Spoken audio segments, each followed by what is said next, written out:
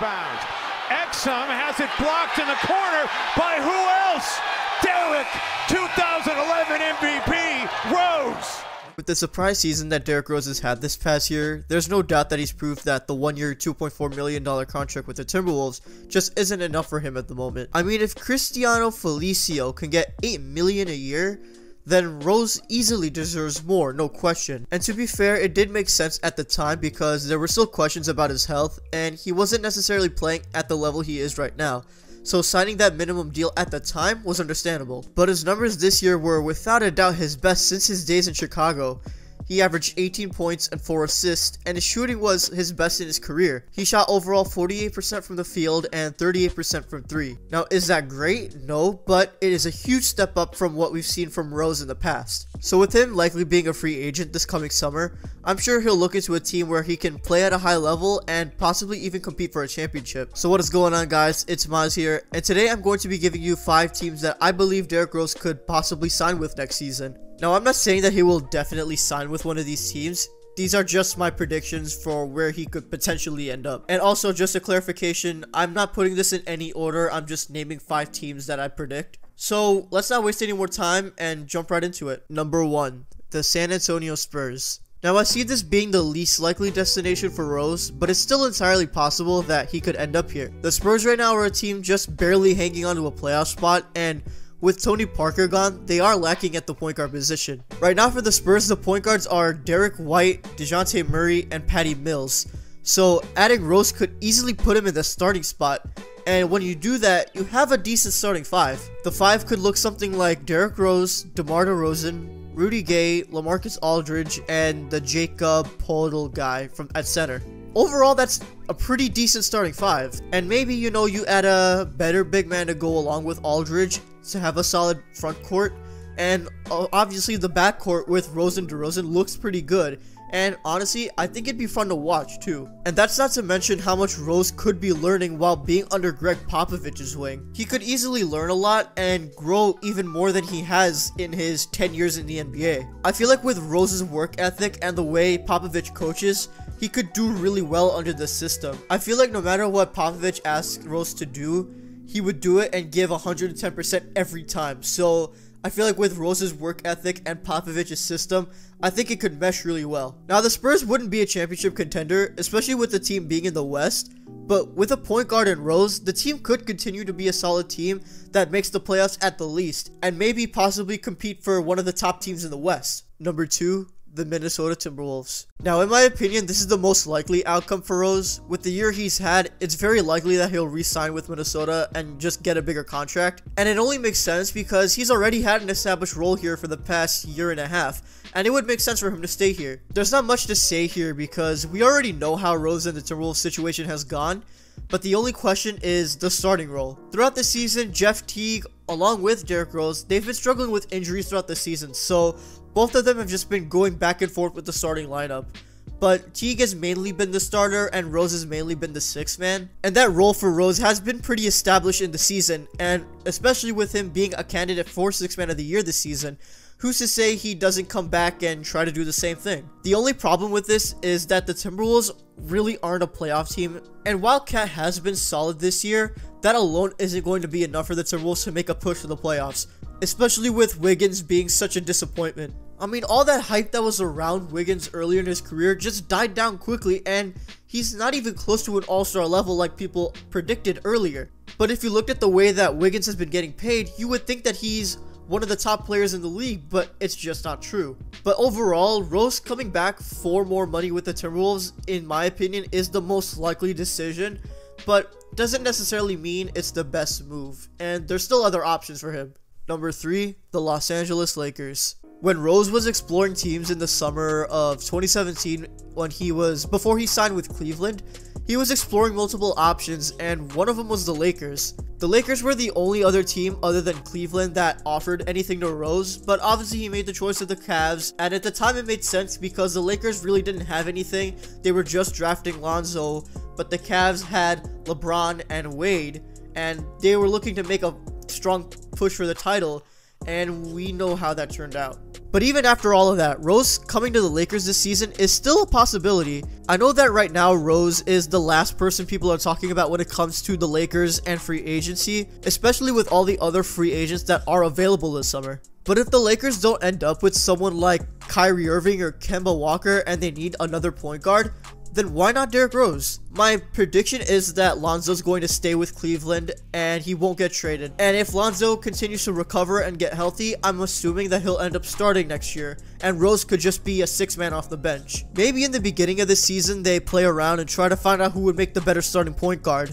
And knowing Rose, he won't care what his role is, and as long as he's getting the chance to play. And given that they've talked in the past, I could see Rose's camp and the Lakers talking this offseason too. And if the Lakers get another superstar that they desperately need, for example, Anthony Davis. You have Anthony Davis and LeBron, and then you add Rose. On top of the other people you have around you, this team is looking more promising compared to this past season. As long as the Lakers aren't giving up too much of the young guys that they have right now, and they are still able to manage to sign a huge superstar and maybe potentially add Rose, this team could be really good. And I don't think this team would be such a disappointment as the one that we've seen this year. So while it's not likely that Rose ends up in LA anytime soon, I don't think it's something that should be counted out. Number 4, the Philadelphia 76ers. Now this is an interesting situation, but if Rose were to leave Minnesota, I could see Rose going to Philly. The Sixers are this year without a doubt a championship contender. And if you look at the current roster, Rose could fit in perfectly well. Now, will he start? Obviously not. You have Ben Simmons. But if you look at the other point guards that are on the roster, Rose is infinitely better than what they have right now. I mean, the other point guard they have is TJ McConnell, who's averaging 6 points a game. So Rose is miles better than him. And Rose being a 6-man for the squad makes sense. And if Rose this summer decided that he wants to sign with a legit championship contender, Philly would be a good choice for him. And on top of that, if Rose's numbers improve from this season, Rose could also be a discussion for All-Star. That he was in the conversation this year, and being a point guard in the West, it was already hard to be considered an All-Star. But for him to be getting the amount of votes that he's gotten, and for him to get the attention that he has, imagine if he was in the East, where obviously it's still competitive, but not at the level of the West. So not only would you be having Rose come and competing for a title, you're also looking at a good backup point guard for Ben Simmons. And if he continues to put up the numbers that he's had and he only improves, he's a solid asset. Now, honestly, I don't see this happening, to be honest, but if they are competing for a title with the squad that they have currently, who's to say that a push from the second unit with Rose leading the way, who's to say that wouldn't be a great addition for the team and only increase their chances at getting a title? But let's move on to the 5th team, and that is, no surprise, the Chicago Bulls. Now, as much as I would love for this to happen, with the management the Bulls have at the moment, and the way they did Rose in 2016, it's very unlikely. However, whether it's this coming summer or later in Rose's career, I will guarantee you that he will sign with the Bulls again one day. He will do the Dwayne Wade thing and come back to where his career began and end it there. But besides that, if we look at the Bulls right now, they're likely to fall either between the 4th and the 6th pick in the draft. So people like Zion, Morant, and RJ are basically out of the equation. So I have no idea what the Bulls are planning to do in this draft, and no one knows who they're going to pick. And if they don't end up with a point guard, then Rose coming back isn't as crazy as it seems.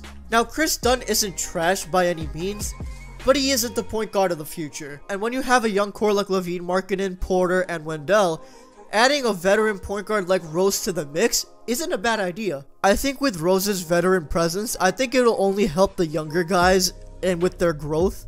And I think that with Rose being a part of that lineup with the guys, I think it would really go really well, and it could be fun to watch too. And on top of that, there's also this one point guard that's been making waves recently, Walt Lemon Jr. And this guy's been putting up good numbers in the past few games. And if you watch him play, his playstyle is literally a carbon copy of Rose. And if Rose was on the team with him, imagine how much Walt Lemon Jr. could learn under Rose, his idol. I mean, having 2 point guards who are Chicago natives, who have similar play styles, I think that would really go well, and it would look good for the team, but also just pure entertainment. It would be fun to watch a Bulls game again, because that's not what it's been for these past few years. Rose being back with his hometown team would give him a huge boost of confidence to just do his thing and play at a high level. And adding that with the young guys, this is a team that has playoff potential. And obviously, Rose coming back to Chicago would put the Bulls back on the radar. This is a huge market, and for the past few seasons, they've just been nothing but a disappointment. So if you have Rose back on the team, imagine how many Bulls games would be watched. And I'm not even just talking about Bulls fans. Any NBA fan who really appreciates basketball and the NBA would be so excited to see Rose playing back with the Chicago Bulls. So Rose coming back to Chicago this season isn't necessarily a bad idea, especially with the direction the Bulls are trying to do. They're in the rebuild, and I think that Rose coming in would honestly just help. But until that happens, it's still fire guard packs. Thank you guys so much for watching this video. If you enjoyed, please be sure to leave a like and leave a comment where you think Derrick Rose should go this season. Should he re-sign with the Timberwolves? Should he go to another team? Let me know in the comments down below. And I appreciate the continuous support on the new videos. Views are doing well. I've recently just been slowly but surely getting some subscribers, so I appreciate the continuous support. It's just great. And yeah, thank you guys so much for watching. Please subscribe and support the channel. Turn on your notifications, and I will see you guys in the next video. Peace.